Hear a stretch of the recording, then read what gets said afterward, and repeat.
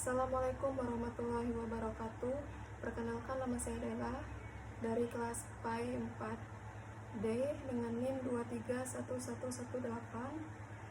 Ingin memberikan jawaban tugas UAS, yaitu yang pertama, soalnya analisis inovasi dalam kurikulum deep learning menekankan pada pemahaman konsep secara mendalam, penguasaan kompetensi, serta keterlibatan aktif siswa dalam proses pembelajaran.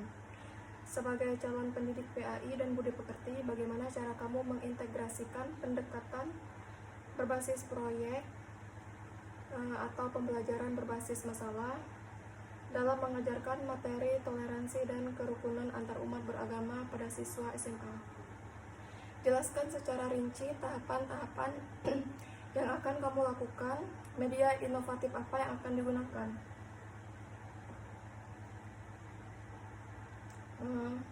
Yang pertama ada latar belakang kontekstual.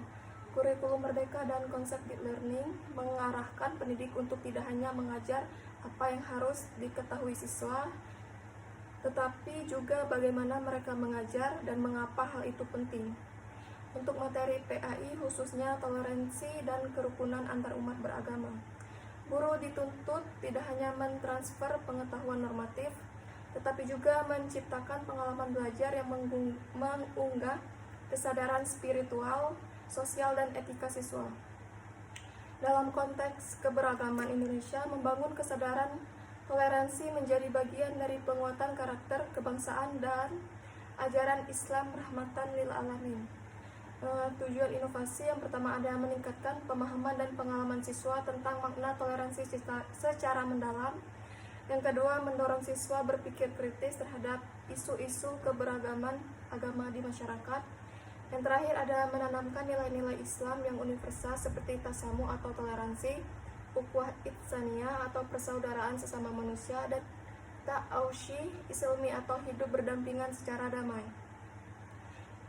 Lalu ada integrasi project based learning atau PJBL. PJBL mengajarkan siswa untuk belajar melalui pengalaman nyata dan kolaboratif. Penerapannya dalam pembelajaran toleransi antar umat beragama dapat dijabarkan melalui tahapan berikut. Yang pertama, penentuan pertanyaan pemicu. Guru mengajukan pertanyaan reflektif dan provokatif, misalnya bagaimana peran pelajar Islam dalam mewujudkan kerukunan antar umat beragama di lingkungan sekolah dan masyarakat. Pertanyaan ini akan menjadi poros dari proyek yang akan dikembangkan siswa. Yang kedua, desain proyek dan penugasan kelompok.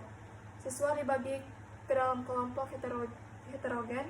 Masing-masing kelompok bertugas membuat kampanye digital toleransi, video dokumenter, interaksi antar agama, wawancara dengan tokoh agama lokal, pameran budaya antar umat beragama. Yang ketiga, penyelidikan dan kajian sumber Islam.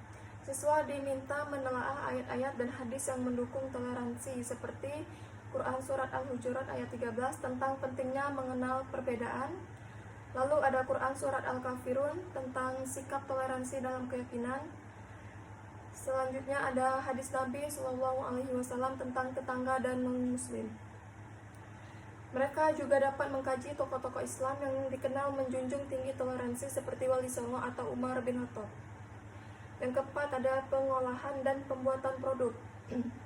Produk dapat berupa poster digital toleransi berbasis nilai Islam, video kampanye 1 menit dengan narasi Islami, cerpen pendek bertema toleransi beragama, lalu infografis sejarah kerukunan agama di Indonesia.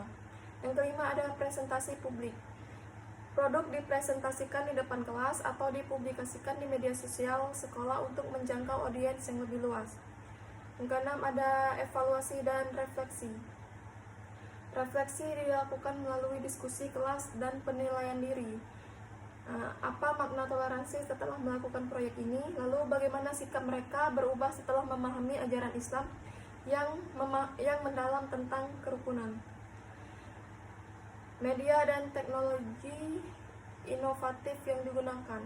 Ada Canva untuk membuat desain poster digital, ada Padlet atau Google Jamboard.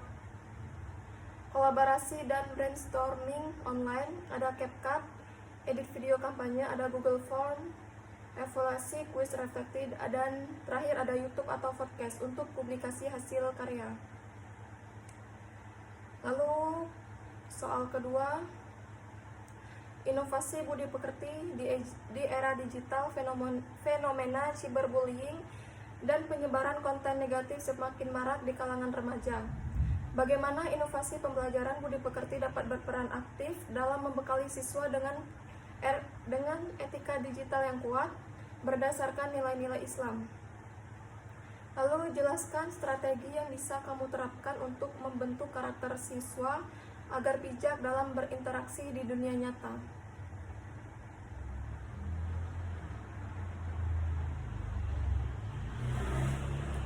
Inovasi budi pekerti di era digital, strategi membentuk nilai digital siswa berdasarkan nilai-nilai Islam. Permasalahan kontemporer. Saat ini remaja menghadapi tantangan besar dalam dunia digital, maraknya cyberbullying, ujaran kebencian, hoax, penyebaran konten negatif, dan kecanduan media sosial. Dan sayangnya kurikulum seringkali belum membekali siswa dengan kecakapan etika digital berbasis nilai spiritual. Peran strategis pendidikan budi pekerti.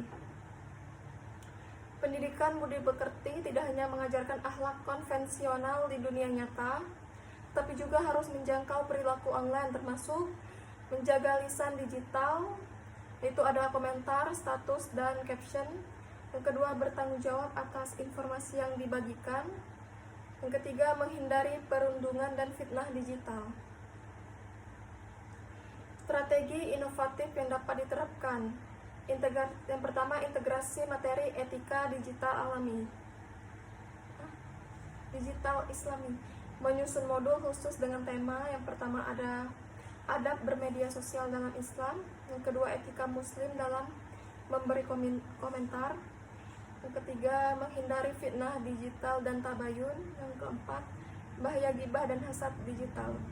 Materi diperkuat dengan dalil Quran Surat Al-Hujurat ayat 6, 11-12 tentang verifikasi berita dan larangan gibah. Hadis Nabi, barang siapa yang beriman kepada Allah dan hari akhir, hendaknya ia berkata yang baik ataupun diam. Penerapan problem-based learning. Siswa diberi kasus nyata, misalnya seperti contoh, Rina menerima komentar body shaming di Instagram.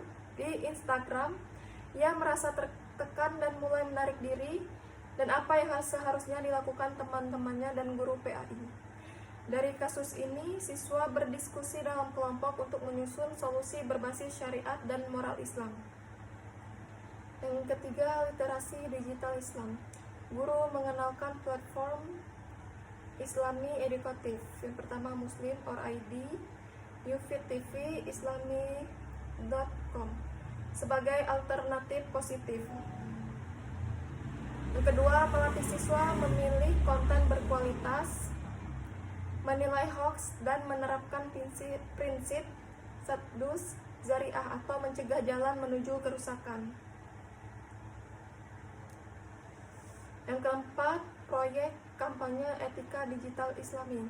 Siswa membuat poster digital dengan judul Etika Muslim di Dunia Maya. Yang kedua, video edukatif, yaitu ada sharing sebelum sharing, ada podcast, adab komentar menurut Nabi Muhammad SAW.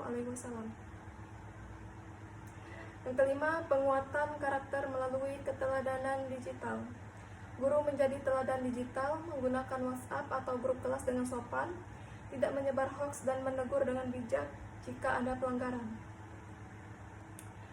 Penutup dan refleksi. Pendidikan PAI dan budi pekerti di era kurikulum merdeka dan tantangan digital harus menjawab dua hal sekaligus. Yang pertama, menanamkan nilai-nilai Islam yang aplikatif dalam konteks kehidupan nyata dan digital. Yang kedua, mendorong pembelajaran aktif, kolaboratif, dan refleksi melalui inovasi seperti PJBL dan PBL. Guru bukan sekedar pengajar, tetapi fasilitator pembentukan karakter dan integritas spiritual siswa di dunia nyata dan maya. Baiklah, inilah yang dapat saya sampaikan. Saya akhiri, wabillahi taufik wal hidayah. Wassalamualaikum warahmatullahi wabarakatuh.